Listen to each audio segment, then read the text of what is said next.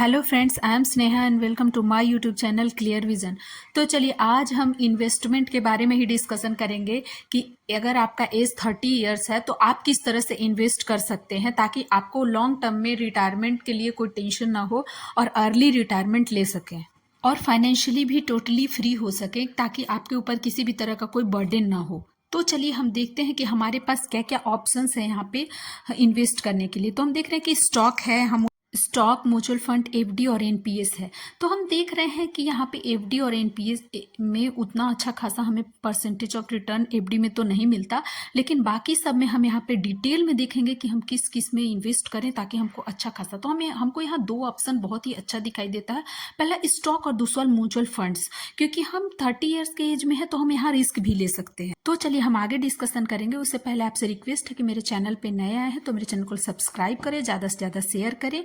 तो चलिए हमारे पास स्टॉक है, यानी कि हम अगर अपना पोर्टफोलियो बनाएं और उसमें लार्ज कैप में 50% अपने अमाउंट का और 30, क्योंकि हम स्टॉक में अगर डायरेक्टली इन्वेस्ट करते हैं तो हमें थोड़ा यहाँ पे लर्न करने की ज़रूरत होती है, कुछ सीखने की ज़रूरत होती है, या फिर फाइनेंशियल एडवाइज़र की भी हम मदद ले सकते हैं और अच्छे खासे स्टॉक जो है वो पिक कर सकते हैं और अपने पोर्टफोलियो में 50% लार्ज कैप, 30% मिड कैप और 20% स्मॉल कैप स्टॉक को ले सकते हैं। हमने कुछ स्टॉक भी लिया है, यहाँ पे स्टॉक भी लिया है, लेकिन ये कोई रिकमेंडेशन बिल्कुल भी नहीं है, ये सिर्फ एजुकेशनल पर्पज से वीडियो बनाया गया है।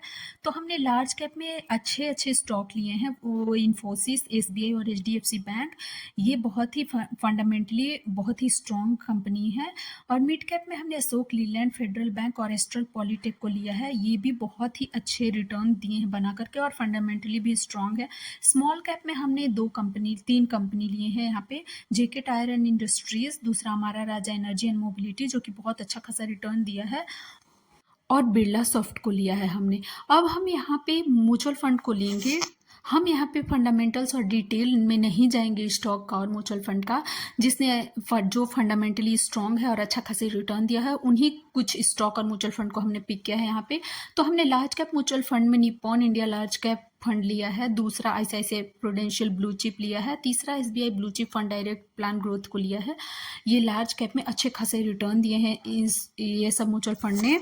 मिड कैप म्यूचुअल फंड में भी हमने 3 प्लान को लिया है यहाँ पे, Motilal Oswal mid cap fund जो कि बहुत ही शानदार रिटर्न दिया है, quant mid cap fund and HDFC mid cap opportunities fund को भी हमने लिया है। ये सभी तीनों फंड ने भी बहुत अच्छा रिटर्न दिया है। अब चलिए हम कुछ स्मॉल कैप म्यूचुअल फंड को भी यहाँ हम लेकर के आए हैं, हम उनको देख लेते हैं। स्मॉल कैप म्यूचुअल फंड में हमने सबसे अच्छा बेहतरीन जो रिटर्न दिया है उन सब म्यूचुअल फंड को यहाँ पे लिया है, Nippon India small cap fund direct plan growth, दूसरा SBI small cap fund direct growth, और तीसरा जो UTI small cap fund direct growth जो है वो बहुत ही अच्छा रिटर्न बना के दिया है। तो हमने इन सब का डिटेल में हम बिल्कुल भी नहीं जाएंगे। हम देखेंगे कि यहाँ पे हम जो स्टॉक और म्यूचुअल फंड को लिए हैं वो अगर हम 10,000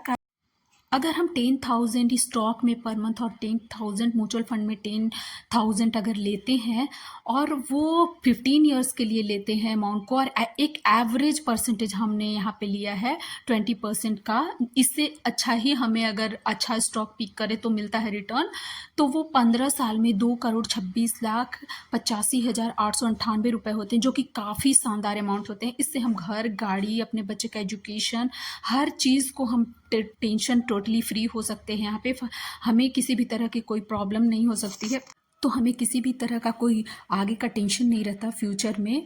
तो हम ऐसे स्टॉक और म्यूचुअल फंड को पिक बिल्कुल भी कर सकते हैं, आसानी से लर्न भी कर सकते हैं। तो चलिए, अगर मेरा ये चैनल अच्छा लगा हो, मेरा ये प्लेटफॉर्म, तो मेरे चैनल को ज़्यादा से ज़्यादा शेयर करें, सब्सक्राइब करें। Thank you.